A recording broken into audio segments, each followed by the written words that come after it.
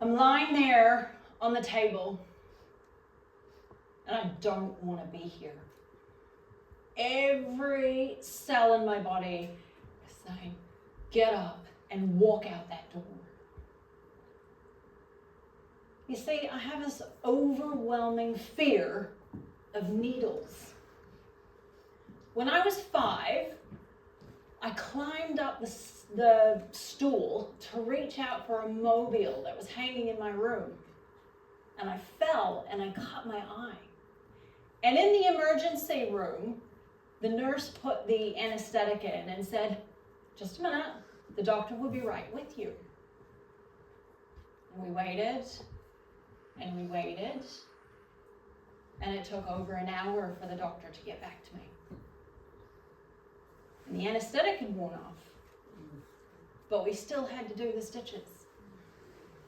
So 3 nurses and my mum are holding my head, and I can still feel the needle going through my eyelid and the string pulling. Fast forward, and I'm 24. I've just been dumped by the man I loved. And I was left with $10,000 in debt. I had to move back home to my hometown in the States, mooching off of my friends, and back in a job in hospitality, which I tried so hard to get out of. When I wasn't at work, I was in front of the TV watching movies over and over again. I was miserable to be around. And one day my uncle said, right, come on, let's go out for a drink. And he proceeded to give me a verbal boot.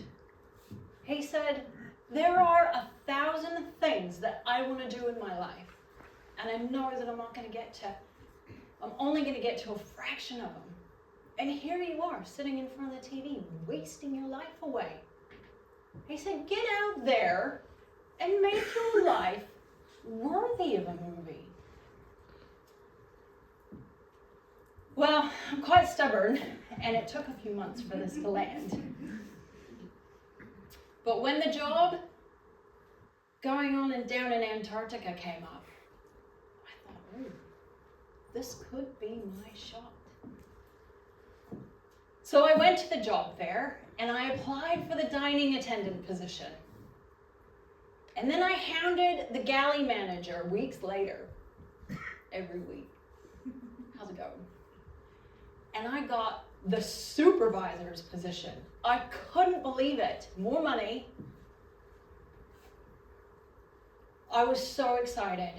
So I get the paperwork and I start reading through what I need, and I'm getting more excited because it's more money and room and board is paid, and this means that I can finally pay off my student loan. And then I get to the part where it says they need a full medical, a full dental, a chest x-ray, and a full blood workup. I broke out into a cold sweat.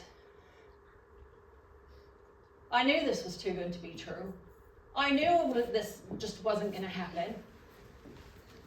So I put off going back to the manager, and I started thinking about what else can I do to start paying off my debt, because I don't do needles. But the words of my uncle keep coming back. Have you ever blown up something so big in your head that the more you think about it, the bigger and more frightening it gets? My fear of needles turned into the giant Stay Puft Marshmallow Man from the Ghostbusters. And he came in and he starts kicking down my dreams and stomping on all my hopes.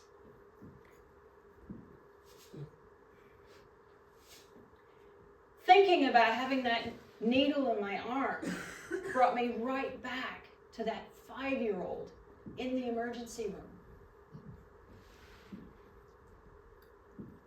But my uncle's voice, get out there. Make your life something. Have adventures. So I took every ounce of courage to make the doctor's appointment.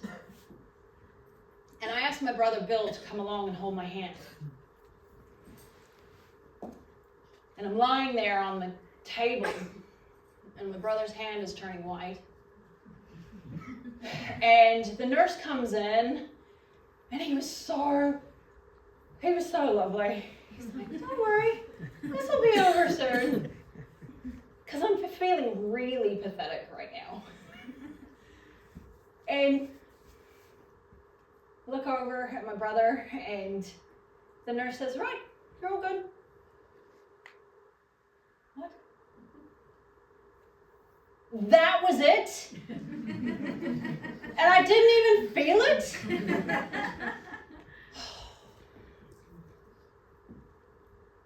I went down to Antarctica for 14 months. I saw 24 hours of daylight. I saw 24 hours of darkness. I saw penguins and whales, and I rode skidoos over icebergs. I met the man who loved me, and I moved to New Zealand. And I finally got my diplomas.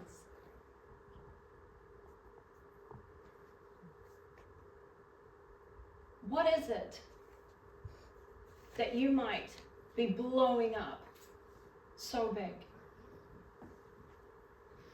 What is keeping you from your Antarctica?